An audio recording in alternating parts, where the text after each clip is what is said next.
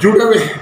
आज जब हम देखते हैं, आम चर्चा है कि कमीशन जो सरकार में वो 50% कमीशन, ये 50% कमीशन वाली सरकार है, तो इसीलिए किसी सूरत में नहीं सहेगा राजस्थान, ये हमारा नारा है कि ऐसी सरकार के लिए किसी सूरत में राजस्थान नहीं सहेगा।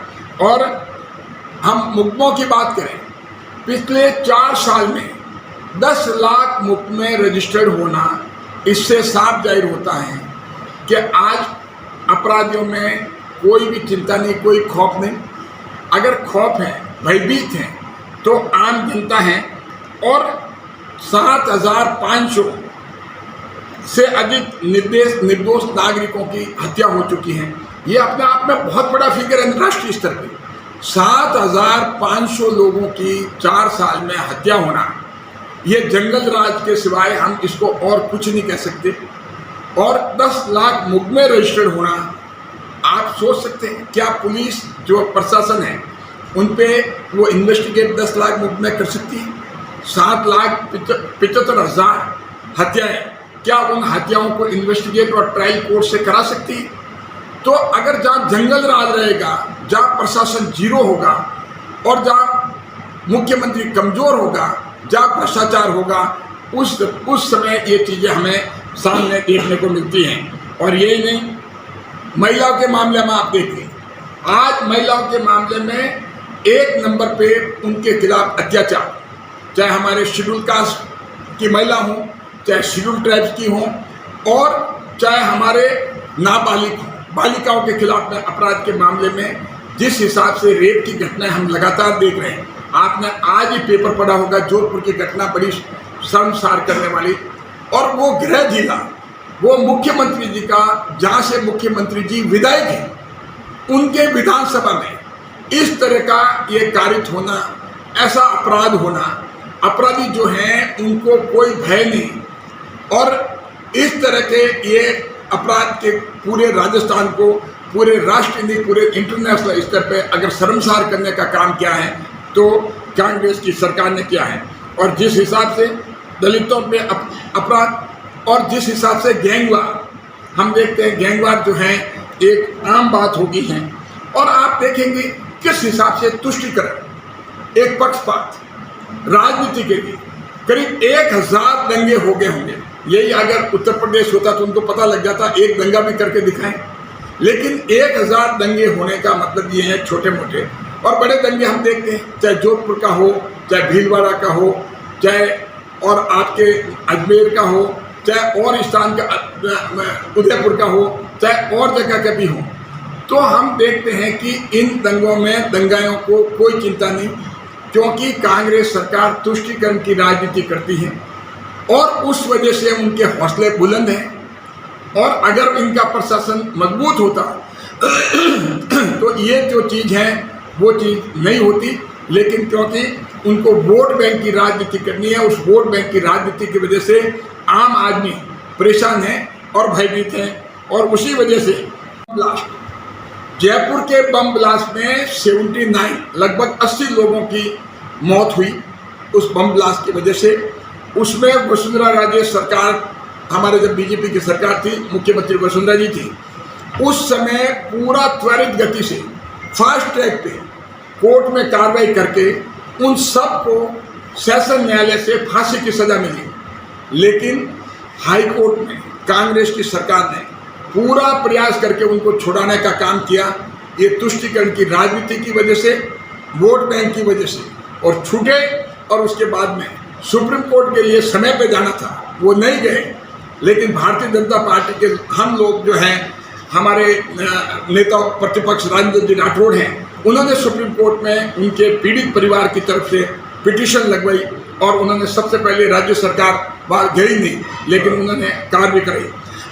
तो इससे लगता है कि किस हिसाब से एक तुष्टीकरण की राजनीति, सिर्फ उनको फायदा देने के लिए वोट बैंक की राजनीति ये कांग्रेस सरकार कर रही है। इसीलिए इस महाभ्रष्ट कांग्रेस सरकार को अब राजस्थान नहीं सहेगा। ये सिर्फ भारतीय जनता पार्टी नहीं कह रही है, ये आम जनता कह रही है।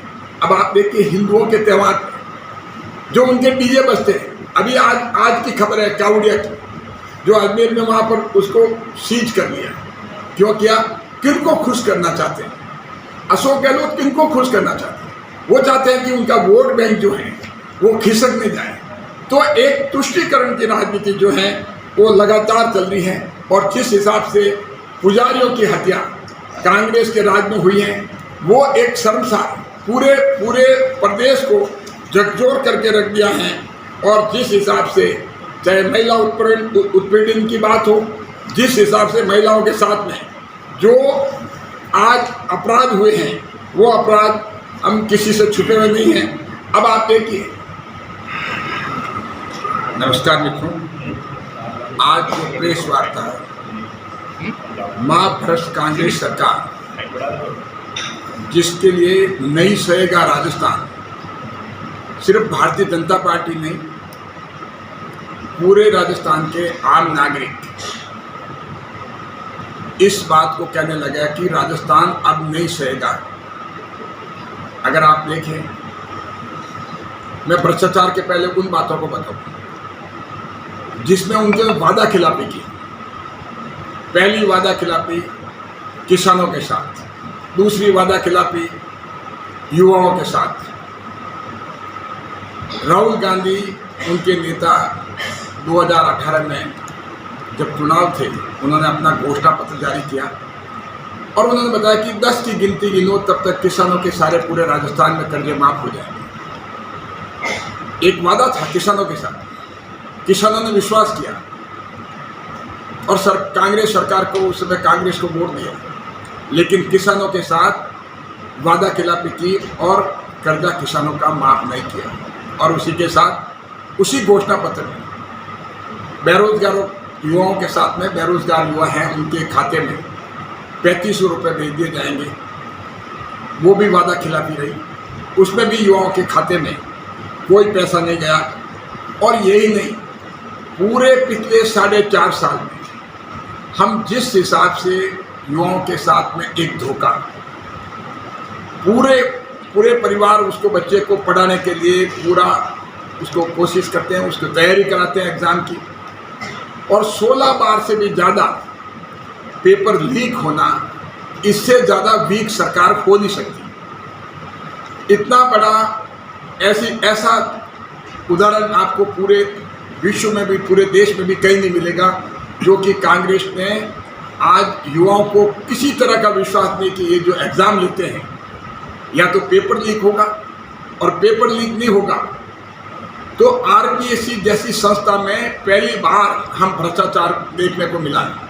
अब जिस हिसाब से इंक्वायरी होने के बाद में तथ्य सामने आ रहे हैं, मैं धन्यवाद दूंगा मीडिया को कि आप प्रजातंत्र के एक चौथे पिलर के रूप में जो बात आम जनता के बीच में आप सेतु का काम करते हैं, एक पुल का काम करते हैं, ब्रिज का काम करते हैं, जो हमारे संविधान में हमारे संविधान में प्रावधान है कि मीडिया भी जो है एक डेमोक्रेसी का भाग है। तो हमारा देश का मीडिया आज बहुत ही स्ट्रांग है, उसी वजह से ये बात जो है आम जन तक पहुंचती है।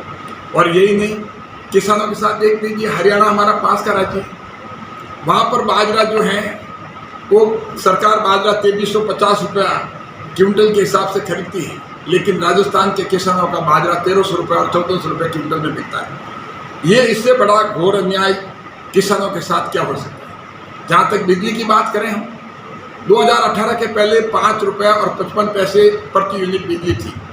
अब बिजली के भाव जो हैं, बिजली के रेट जो है 11 रुपये 99 पैसे, लगभग 12 रुपये प्रति यूनिट अप्रत्याशित बढ़ती है। और आज की तारीख में सबसे ज़्यादा महंगी बिजली अगर देखा जाए तो राजस्थान में है। आज की तारीख में सबसे ज़्यादा महंगा पेट्रोल और डीजल देखा जाए तो राजस्थान में है। राजस्थान सरकार को चाहिए कि वो जीएसटी कम करती तो आज पेट्रोल डीजल के भाव जो हैं वो कम होते, लेकिन उन्होंने जीएसटी किसी रूप में ये कम करने का काम नहीं किया।